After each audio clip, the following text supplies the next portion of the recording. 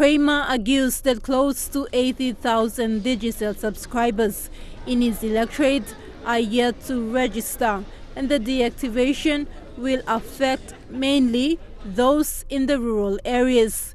He stated that it took Digicel 10 years to reach 3 million subscribers, and for NICTA to give just 22 months for these customers to register is unrealistic.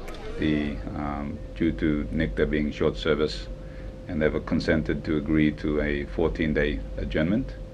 So the court granted an interim injunction. The matter will return to court in 14 days, and I will then use that time to engage a counsel, a lawyer, to file formal proceedings to challenge the decision by NICTA in relation to deactivate some 1.5 million mobile users throughout the country.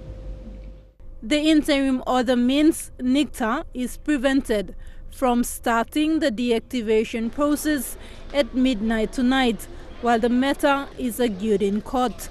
Kramer explains that the registration process required documents that most people in the rural areas do not have access to. This includes ID cards, birth certificates, or statutory declaration forms.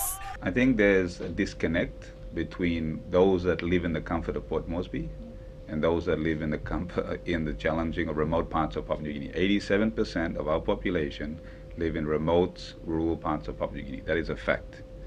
So if I'm in town, they deregister my phone, it'll take me less than half an hour to go down the street and reactivate it. For those living in remote parts of our country, including my own district, they have to travel days. They have to buy a bus fare, assuming the bus is even there. Then they have to, once they get into town, they have to find accommodation. Then they have to register, and then again, you need formal ID. That is a requirement for the regulation, of which somewhat 80% of Papua New Guinea do not have formal ID.